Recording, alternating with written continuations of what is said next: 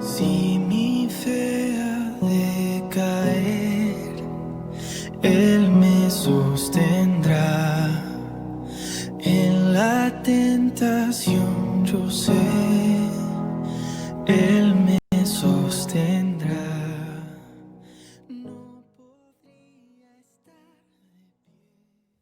Saludos queridos amigos, es un placer encontrarnos nuevamente con ustedes en este espacio, en este canal que se llama Principio de Vidas.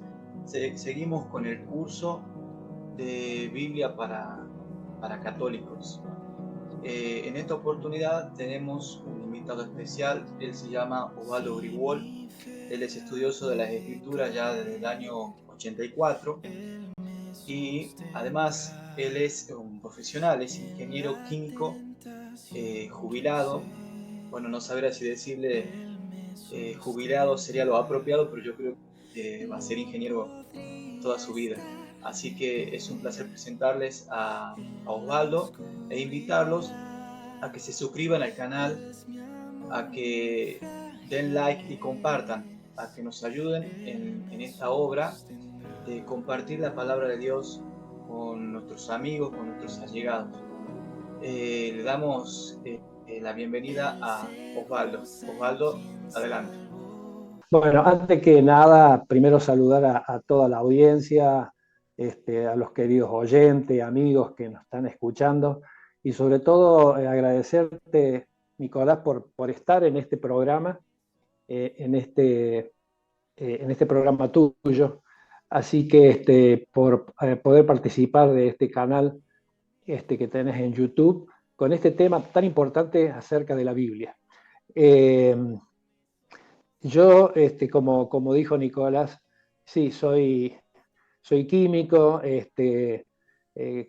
casi recién jubilado, todavía no llega a 6 meses de mi jubilación, pero siempre fui un estudioso de la Biblia y lo que quiero presentar en este tema es como una continuación de lo que dio Nicolás en su tema teórico, con muchos textos bíblicos y le dará muy bien presentado acerca de la Biblia.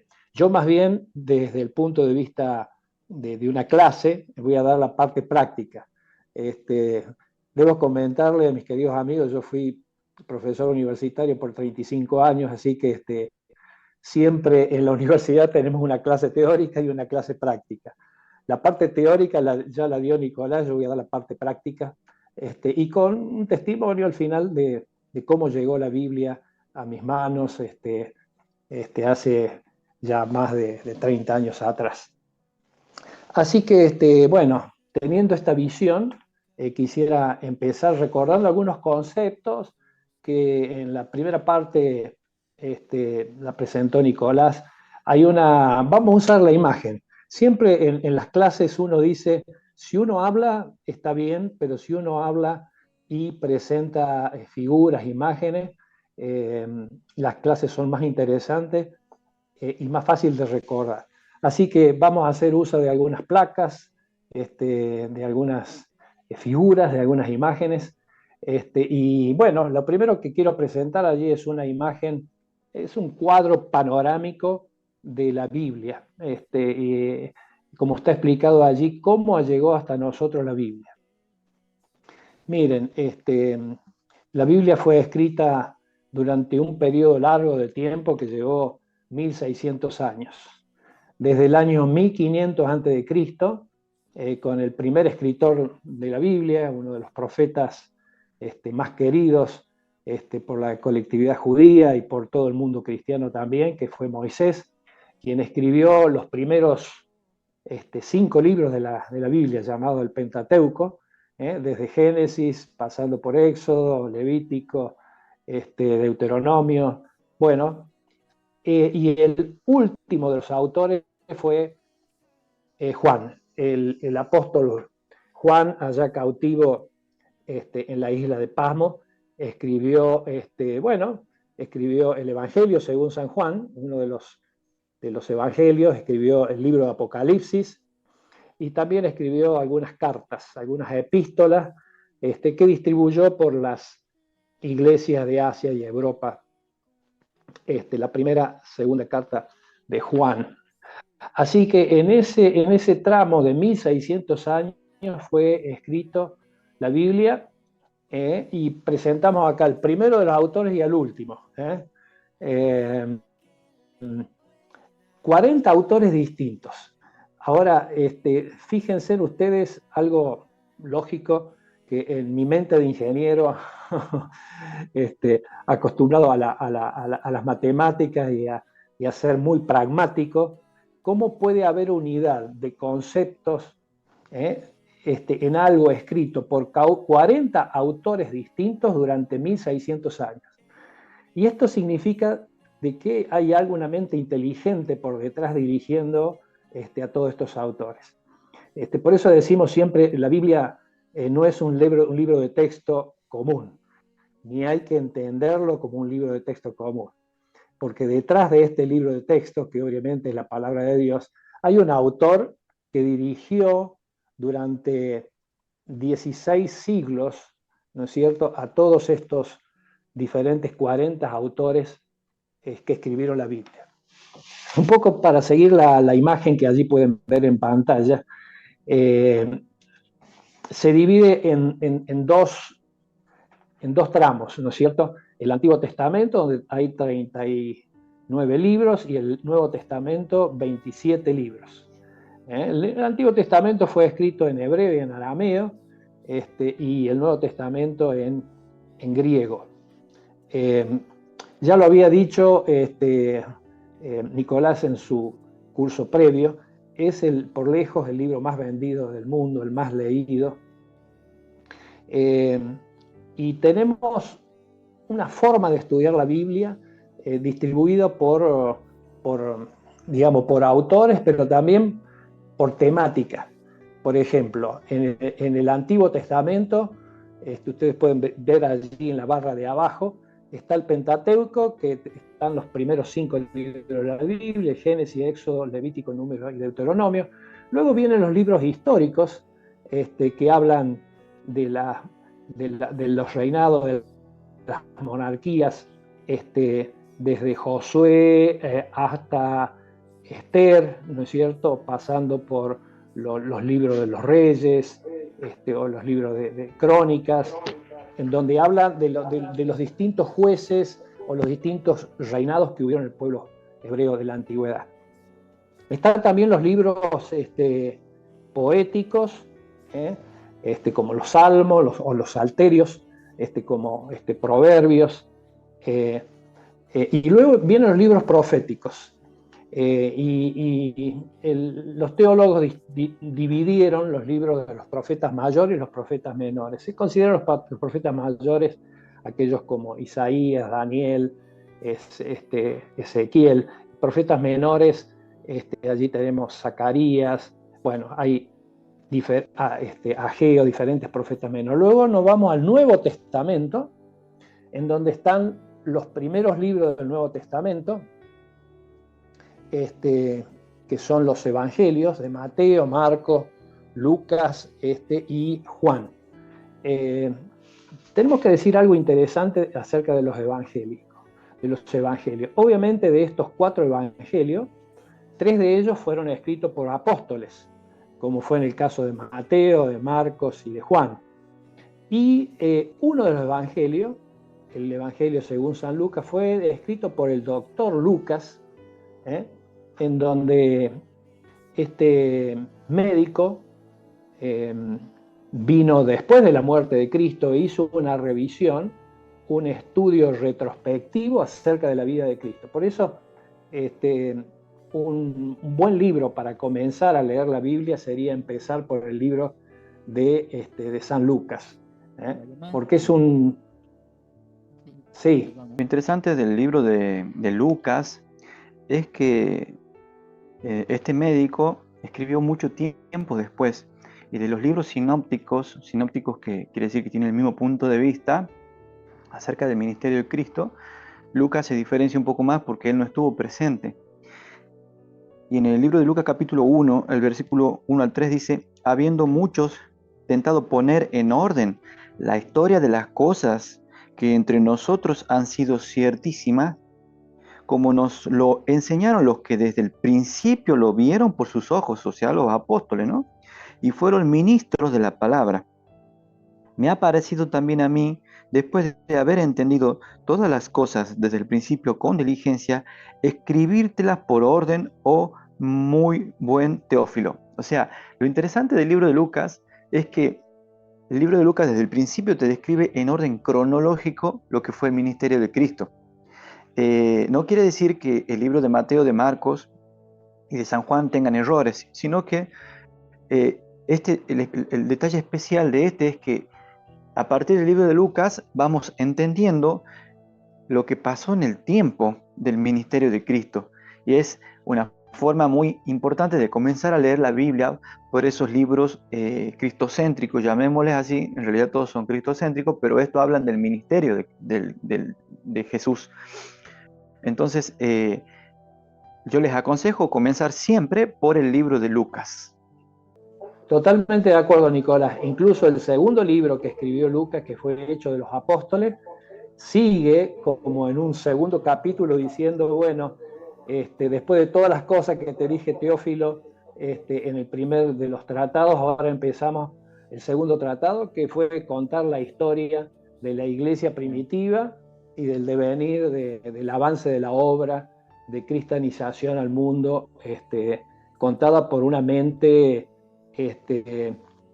una mente, digamos, que sigue el pensamiento científico, ¿no? Claro. Observación, un poco sigue esa tendencia de investigar los hechos paso a paso. Obviamente era un científico, el doctor Lucas, un médico, así que investigó muy bien y lo que escribió son hechos realmente históricos. Bueno,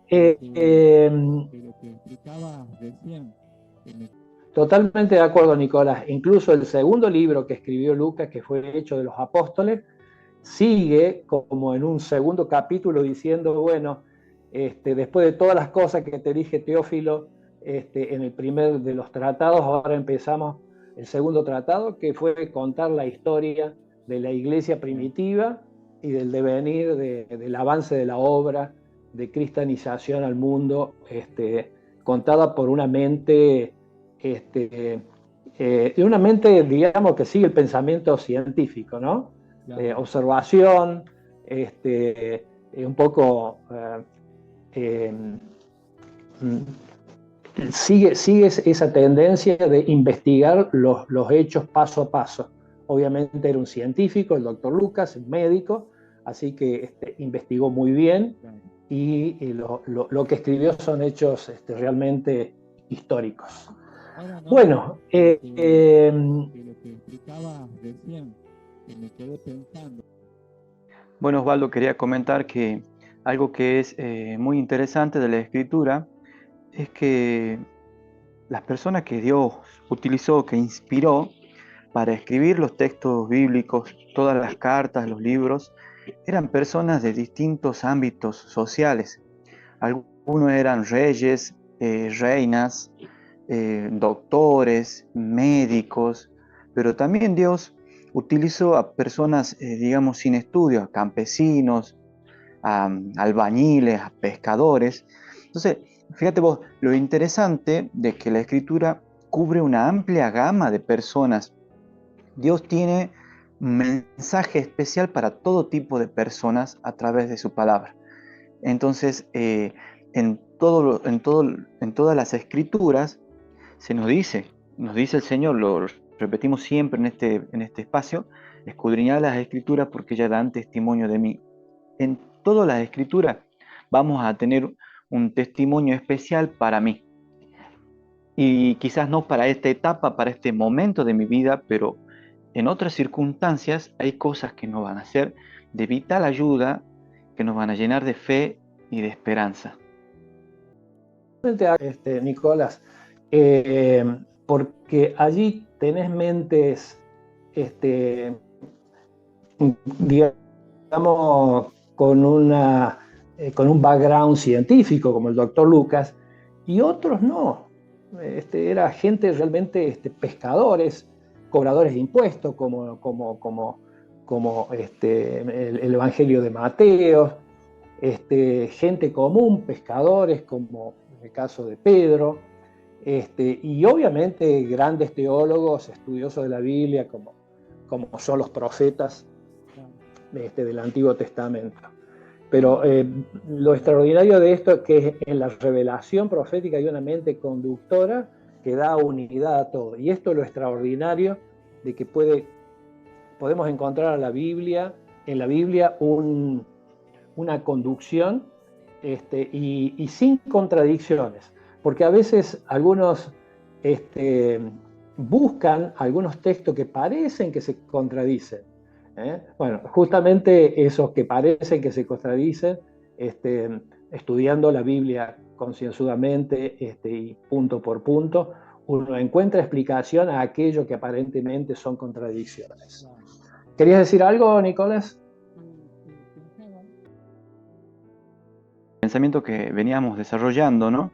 Es muy interesante este concepto de que el mensaje es amplio y también el entendimiento de la escritura es para cualquier persona que interpreta la escritura con las reglas de la interpretación que vamos a ver más adelante. El Señor Jesús dijo algo muy conmovedor. No es necesario, hermano, ser un doctor en teología, estudiar en universidades, que está muy bien que se lo haga eso, ¿no? Pero la escritura también puede ser entendida por el humilde, por el sencillo, por el que busca hacer la voluntad de Dios de manera sincera. Dice en Mateo capítulo 11, el versículo 25, dice lo siguiente: en aquel tiempo, respondiendo Jesús, dijo: Te alabo, Padre, Señor del cielo y de la tierra, que hayas escondido estas cosas de los sabios, de los entendidos, y las hayas revelado a los niños. En otras partes el Señor dice: dejad venir los niños a mí, porque de los tales es el reino de los cielos.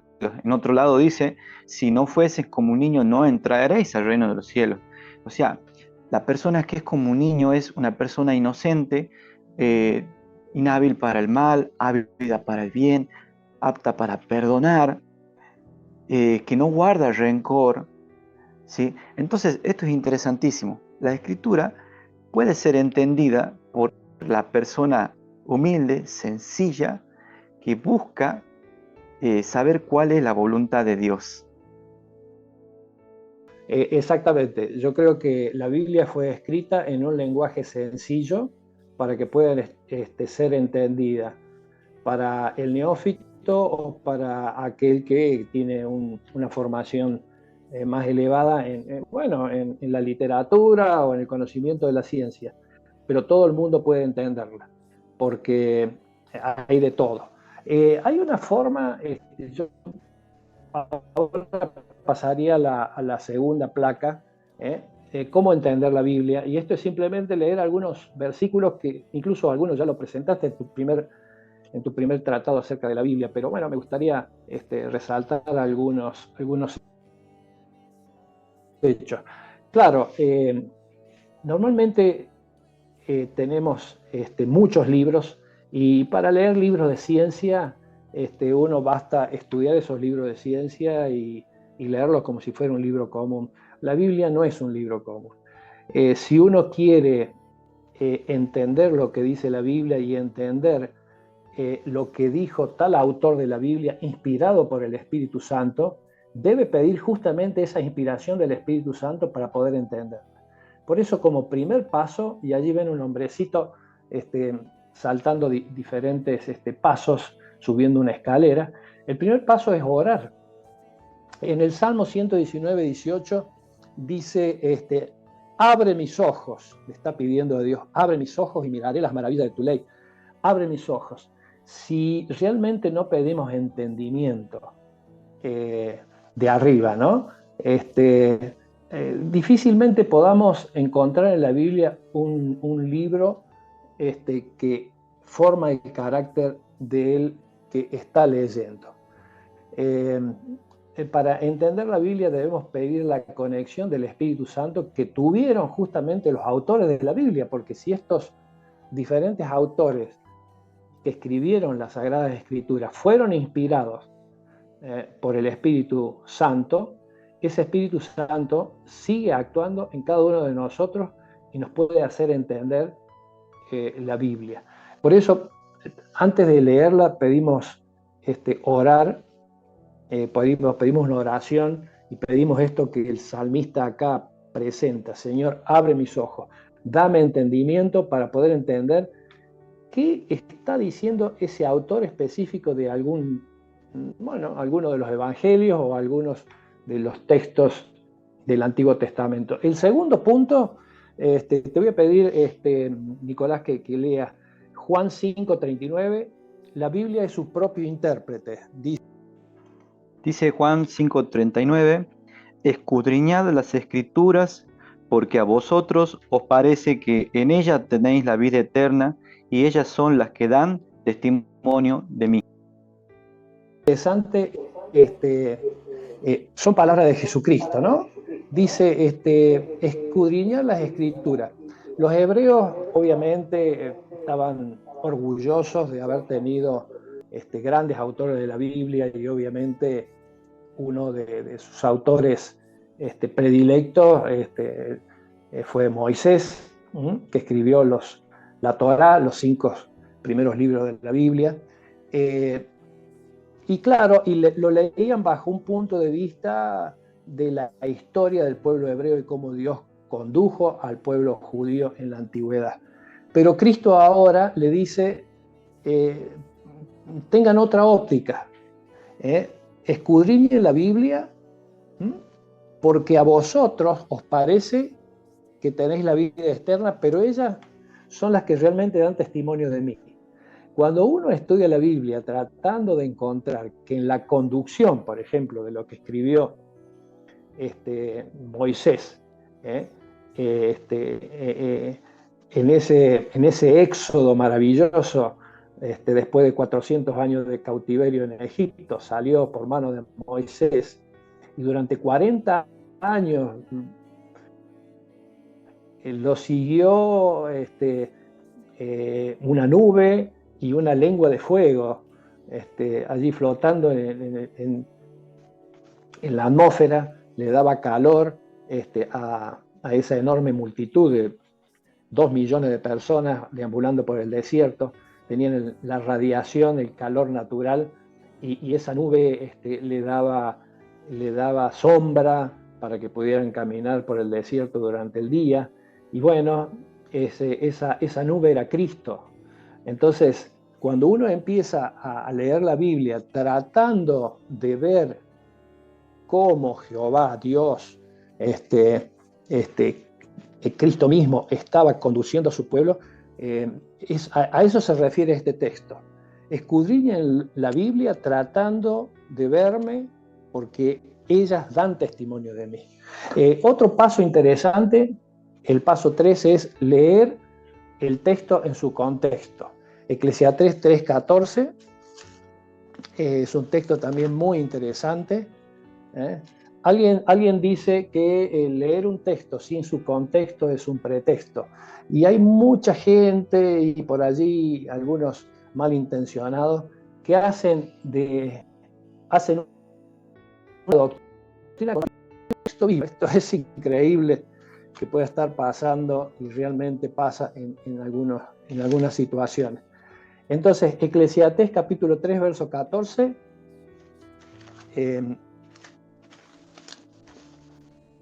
leo lo siguiente. He entendido que todo lo que Dios hace será perfecto. Sobre aquello no se añadirá, ni de ello se disminuirá. Y lo hace Dios para que delante de Él tiemblen los hombres. Es decir, toda la Biblia es la palabra de Dios. Pero cuando nosotros vamos a estudiar la Biblia, un principio de estudio es leer lo que dice ese versículo y el contexto, el versículo de arriba, el versículo de abajo, para poder entender lo que Dios está transmitiendo en ese momento. Acá, en el libro de Eclesiastés lo dice muy claro. El verso 14 de nuevo: he entendido que todo lo que Dios hace será perfecto, y sobre aquello no será añadido, ni de ello se disminuirá, y lo hace Dios para que delante de él tiemblen los hombres. Un cuarto paso para poder entender la Biblia es comparar otro texto. Nicolás, está muy interesante este versículo, del versículo 27 del capítulo 24 de Lucas, si querés. Capítulo 27 dice: y comenzando desde Moisés y de todos los profetas, declarábales en todas las escrituras lo que de él decían. Muy interesante esto, ¿no? El hecho de que no se puede hacer una doctrina de un solo versículo, sino que tiene que haber un contexto y tiene que haber una correcta comparación de texto, de tal manera que no haya contradicciones en la escritura. La Biblia no tiene ninguna contradicción, solo que a veces se aplican mal las reglas y tenemos aparentes contradicciones. Esto aparece después de la resurrección de Cristo, en el día domingo, cuando se presenta a un grupo de caminantes allí, pero él les advierte acerca de los escritos, de los libros de Moisés, lo que decían de él. ¿Qué nos podés comentar como cosa adicional, Nicolás, de este texto? La historia de los discípulos que iban en el camino de Maús es más que interesante, porque caminaron mucho tiempo con el Señor, pero ellos no podían reconocerlo, estaban velados. Y cuando llegaron al final del recorrido, el Señor le comenzó a predicar y a decirle todo lo que decía de él, lo que tenía que acontecer con el Mesías, con el Cristo que tenía que ser crucificado, y todo lo que la Biblia describía, y de repente Jesús se desaparece, y ellos dicen: ¿acaso no ardía en nuestro interior, no ardía en nuestro corazón? De igual manera, también Jesús va, durante 40 días después de su resurrección, se les apareció a los apóstoles. Y, por ejemplo, en el mismo capítulo 24 de Lucas, en el versículo 44, dice: y estas son las palabras que os hablé, estando aún con vosotros, que era necesario que se cumpliesen todas las cosas que están escritas de mí en la ley de Moisés, en los profetas y en los salmos. Y entonces les abrió el sentido para que entendiesen las escrituras, y díjoles: así está escrito, y así fue necesario que el Cristo padeciese y resucitase de los muertos al tercer día. Eso es increíble, pensar que en el Antiguo Testamento, no sé si me estoy equivocando en los números, pero creo que hay 320 profecías mesiánicas que anticipaban con siglos, con exactitud, los cumplimientos que iban a darse con el ministerio del Mesías. Es decir, cuando lo llevamos esto a la práctica, nosotros, cualquier tema que estudiemos, el que sea, siempre hay que permitir que la Biblia se exprese a sí misma, atendiendo a las reglas de interpretación que venimos comentando, que la misma escritura es la que enseña. Al paso 5, considerar la Biblia en su totalidad. Segunda de Timoteo 3 y 6. Segunda de Timoteo 3 y 6. Quizás este es uno de los textos de las cartas paulinas en donde ensalza la Biblia o la palabra de Dios de una manera extraordinaria. Segunda de Timoteo 3:16 dice: toda la escritura es inspirada por Dios y útil para enseñar, para redarguir, para corregir y para instruir en justicia. Bueno, esto que nos está diciendo, toda la escritura es útil para primero, toda la escritura es inspirada por Dios. Es decir, la inspiración de Dios a través del Espíritu Santo está en toda la escritura. No podemos decir que el libro de Génesis sea menos inspirado que el libro de Malaquías o que una de las cartas escrita por alguno de los apóstoles de Jesucristo. Toda la palabra de Dios es inspirada por Dios. Y la utilidad que tiene para el ser humano es para enseñarnos en el camino de la justicia. Alguien dijo que la palabra de Dios es la carta de amor que Dios dio a los hombres y es la revelación de sí mismo, de lo que es Él en esencia, el creador del cielo y de la tierra. Cuando uno lee la Biblia, debe tratar de entender y encontrar a Jesucristo en cada párrafo de la Biblia, para que nos conduzca a entender toda la Escritura. Por último, algo interesante, Isaías 28:10. Nicolás, te pedimos por favor que nos lea Isaías 28:10. Dice Isaías 28:10, porque mandamiento tras mandamiento, mandato sobre mandato, renglón tras renglón, línea sobre línea, un poquito de aquí, un poquito de allá. Esta es la regla de oro, la comparación de texto. Es así. Y esto nos está diciendo de que, bueno, cuando estudiamos la Biblia, debemos estudiar un tema en el libro que estamos estudiando la Biblia, pero también ese tema debe estar seguido en toda la Biblia. No podemos hacer, como dije hace un rato, una doctrina con un solo texto bíblico, sino que toda la Biblia debemos analizar y desmenuzar ese texto y cómo otras partes de la Biblia, otros libros de la Biblia sostienen esa doctrina que queremos fundamentar. Mandamiento tras mandamiento, renglón tras renglón, un poquito aquí, un poquito allá, hasta que la luz aparece y el día es perfecto. Se disipa las tinieblas que puede haber para entender un pasaje bíblico concreto, fijo de la Biblia. Resumiendo un poquito estos pasos bíblicos, no podemos leer la Biblia como un libro de texto común, porque si queremos conectarnos al autor de la Biblia, que es Dios mismo, utilizando, como Él lo hizo, el Espíritu Santo que guió a los autores bíblicos, debemos pedir luz, debemos pedir que nos abra el entendimiento, y esto solamente el Espíritu de Dios puede hacerlo, para poder entender el mensaje para nosotros mismos. Bueno, ahora pasando un poquito más adelante, algo que quisiera comentar.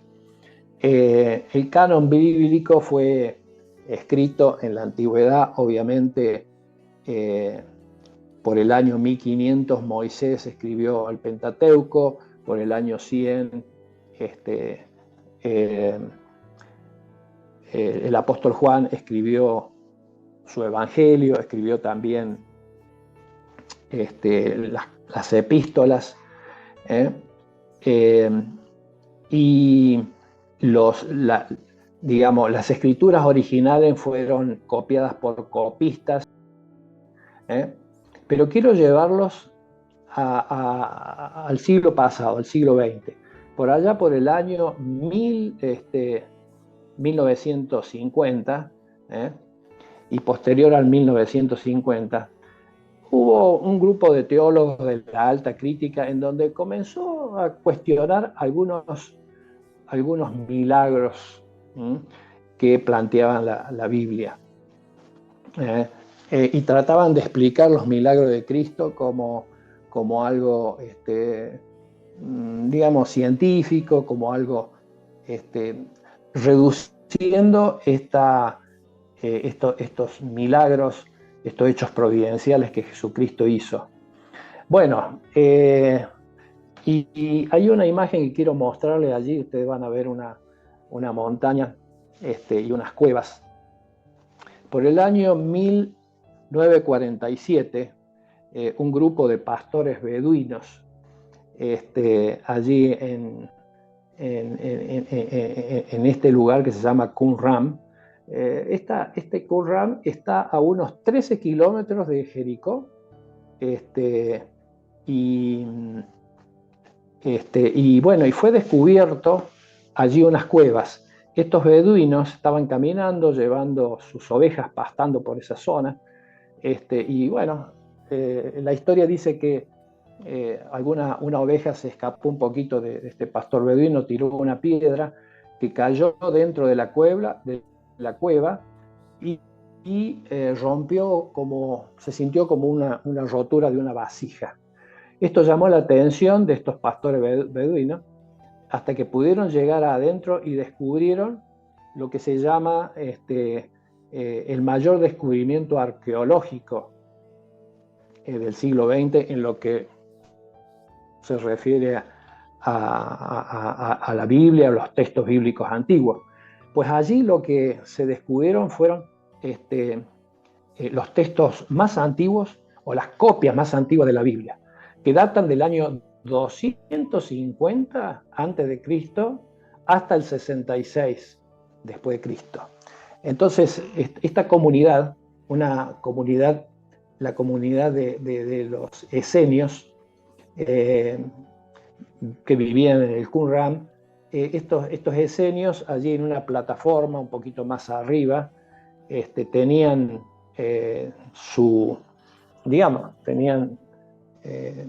sus casas. Después los investigadores excavaron y descubrieron justamente donde vivían esta comunidad de los esenios, a unos 2 kilómetros de ahí de estas cuevas. Ellos vivían. ¿Por qué hasta el año 66? ¿Y por qué después vino la diáspora del pueblo judío cuando los ejércitos romanos en el año 70 destruyeron Jerusalén y destruyeron el templo, el segundo templo de Jerusalén?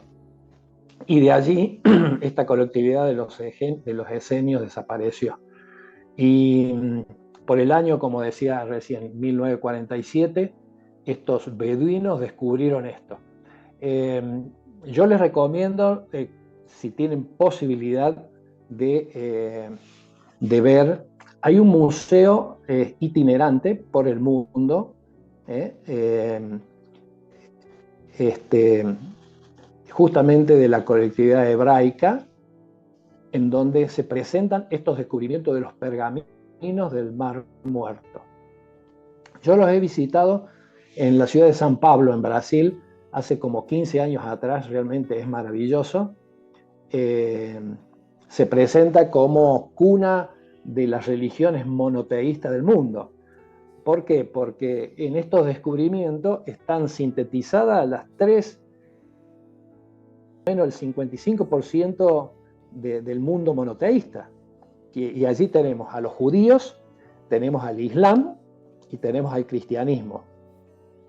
¿Por qué? Porque tanto judíos como el Islam y el cristianismo creemos sobre todo en el Antiguo Testamento, ¿no? Usted sabe que el Islam, hasta el Génesis, hasta el profeta Abraham, religioso, considera las grandes religiones monoteístas del mundo, que son el judaísmo, el islamismo y el cristianismo. Entonces, se presenta como patrimonio de la humanidad, y uno puede visitar estos pergaminos del Mar Muerto en un museo itinerante que la colectividad hebrea lleva por todo el mundo. Y como las tres grandes religiones del mundo, en el caso del islamismo, acepta, aunque no toda la Biblia, parte de la Biblia, principalmente los escritos del profeta Moisés hasta Abraham. Obviamente el judaísmo acepta todo el Antiguo Testamento, y los cristianos aceptamos como palabra de Dios no solamente el Antiguo Testamento, sino los libros del Nuevo Testamento escritos por los apóstoles de Jesucristo. Bueno, para llevar a una conclusión quisiera dar también un testimonio personal, porque ustedes saben que hay un estudio muy popular de la Biblia, ustedes lo pueden buscar por internet, después se llama La fe de Jesús, un estudio sistemático de la Escritura, que se estudia por temas. El primer tema de ese estudio bíblico es... Bienvenidos, hermanos, a esta nueva edición de...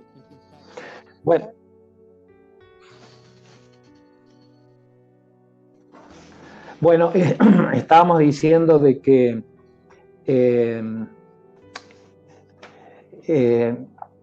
la Biblia, sobre todo, a ver, no, vamos a empezar. 1983 gestioné una beca para estudiar minería. Entonces apliqué a una beca de la OEA, de la Organización de Estados Americanos, para estudiar minería del cobre. Bueno, me aceptaron la beca, así que nos fuimos a vivir a la ciudad de Concepción, nos casamos con mi esposa, por allá fuimos, vivimos 2 años, y en la ciudad de Concepción nos radicamos en el centro, estábamos en la calle Colo Colo, a 2 cuadras de la plaza central, la plaza de la Independencia de la ciudad de Concepción, y acudíamos los domingos a la iglesia, a la catedral, justamente que estaba enfrente de la Plaza Independencia, la catedral de la ciudad de Concepción. Después de un año de estadía allí, de estudios, ya podíamos tener la residencia chilena. Es así que empezamos con mi esposa a gestionar la cédula de identidad chilena, después de un año de residencia. Bueno, y recuerdo de que fuimos con mi esposa, obviamente, a la oficina de carabineros, como se le llama a la oficina de policías allá en Chile, a sacar los documentos. Y obviamente cuando uno va a sacar el documento de identidad, tanto acá como en cualquier parte del mundo, ¿qué te hacen? Te toman las huellas digitales. Bueno, hace 30 años atrás, obviamente, no había estos sistemas digitales en donde pones el dedo y directamente tenés la huella digital, sino que te pintaban los dedos con tinta, todos los dedos pintados con tinta, y después había que lavarse y sacarse esa tinta. Bastante tedioso era porque había que rasparse mucho los dedos con jabón y con alguna piedra pómez, alguna esponja para poder sacarse. En esta oficina de los carabineros había una pared larga en el edificio con varios lavatorios. Había como 10 lavatorios, pero un trámite, mucha gente hacía esos trámites, entonces teníamos que sacarnos allí la pintura de los dedos. Bueno, hicimos el trámite, cada uno, mi esposa y yo, vamos al departamento donde vivíamos, y a Graciela, mi esposa, dice, me dejé los anillos de compromiso en la pileta. Lavándose los dedos, obviamente, sacó los anillos, el anillo de compromiso y el cintillo de compromiso, que además tenía una carga histórica muy importante, porque era un obsequio de la madre y recibido de su madre, es decir, allí regalo de la abuela, pasó de la abuela, madre e hija. Bueno, a Graciela se le ocurrió, ir a hacer una exposición policial. Fue de nuevo a ver si lo encontraba en la pileta. Obviamente no los encontró después de unas horas. Hay un lugar tan popular, cualquiera podría haber recogido esos anillos y retirarlo. Pero allí fue a un policía y expuso su caso. Dice, mire, hice el documento el día de hoy y acá dejé mis anillos. Entonces el policía, tal vez por ser extranjera o no sé qué, le tomó este testimonio, a ver, no una denuncia, sino una exposición, y anotó allí el nombre de ella, domicilio donde vivía y todo. Y pasaron los días y bueno, obviamente, después de unos 2 o 3 días, Graciela me dice, parece si hacemos una promesa. Y ustedes saben que para el católico, y bueno, no solamente católico, cualquiera obviamente, cuando uno hace una promesa, ¿qué tiene que hacer? Debe cumplirla. Y entonces, ¿qué tipo de promesa?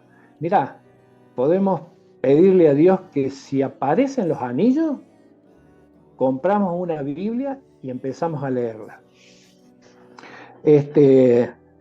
Yo estaba seguro que los anillos no iban a aparecer, porque ¿qué van a aparecer los anillos? Se perdieron, listo, ya estaba.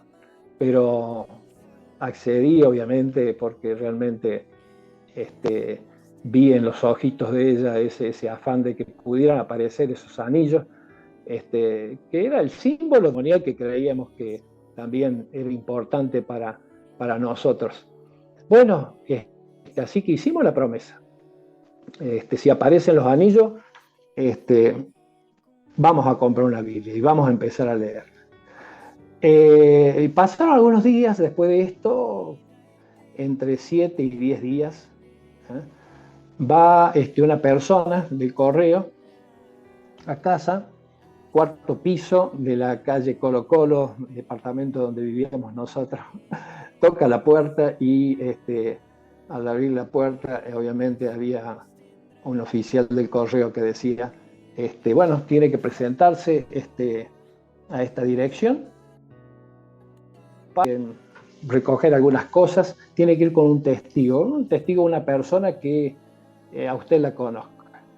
Obviamente buscó mi señora una amiga y fueron al día siguiente. Cuando van al día siguiente la atiende el mismo oficial de policía el mismo carabinero que había hecho la denuncia hacía 10 días atrás. Y entonces la ve, el carabinero abre un cajoncito y saca los 2 anillos. El anillo de compromiso y el cintillo, también con su perlita allí cultivada.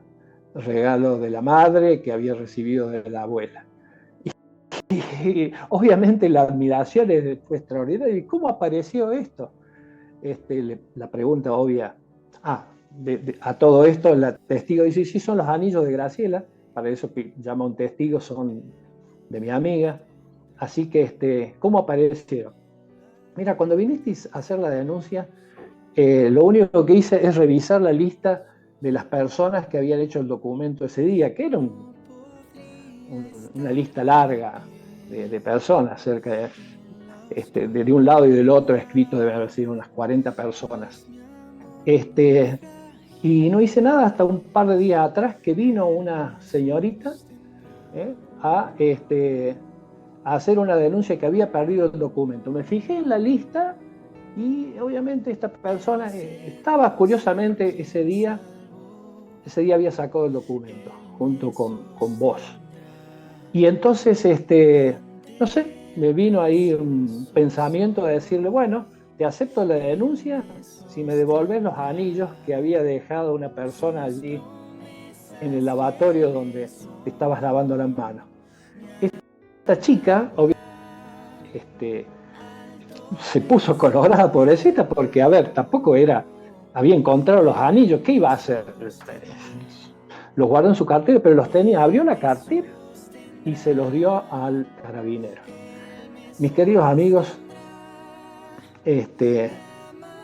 lo primero que dije, maestro, carabinero, la forma que procedió y cómo, digamos, apuró a esta pobre chica, porque, a ver, era era una en 100 de que pudiera tener los anillos, una en 1000, o una en 1.000.000, no sé. Pero bueno, así son, digamos, es la forma de sacar cosas y que parezcan estas. Yo veo allí la mano de Dios. Simplemente a ver, en todo esto, con el correr del tiempo, uno puede ver cómo Dios quiere llevarte a la lectura de la Biblia. Y por una promesa, que yo creía y que también, que si aparecían estos anillos debíamos comprar una Biblia, y Dios respondió a nuestro pedido. ¿Qué tuvimos que hacer? Comprar una Biblia, y ahí empezamos a leerla. Por eso cuando digo ¿qué significa la Biblia para mí? Todo, porque de Dios a través de la vida, de las cosas que van pasando, nada es por casualidad. El Señor ya tenía previsto un plan de que fuéramos a estudiar por allá por el año 83 y hacer este curso de maestría en ciencias de ingeniería, donde estuvimos 2 años allá, y a la vez que estudiamos y nos recibimos, vinimos con algo mejor. Vinimos con nuestra Biblia. Por supuesto, esa Biblia que compramos allá está viejita, y ha sido reemplazada por otra más nueva, y sobre todo a esta edad una con letra más grande para poder leerla mejor. Pero la Biblia, la palabra de Dios, mis queridos amigos, debe ser nuestro libro de cabecera, siempre. Es lo que yo les recomiendo. Bueno, hermanos, fue un gusto compartir con Osvaldo. Te agradezco mucho, Osvaldo, tu participación, tus enseñanzas y tu testimonio seguramente.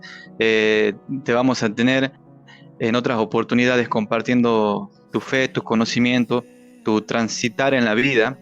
Y bueno, invitamos a los hermanos, a los amigos que puedan escuchar este video, compartirlo, suscribirse al canal y dar like. El próximo estudio que tenemos es acerca de la fe. ¿Qué es la fe? Es un tema importantísimo que envuelve a todas las religiones cristianas y no cristianas. ¿Qué es la fe? Así que los invito a participar en los siguientes temas. Esto será todo por hoy. Esto fue Principio de Vida.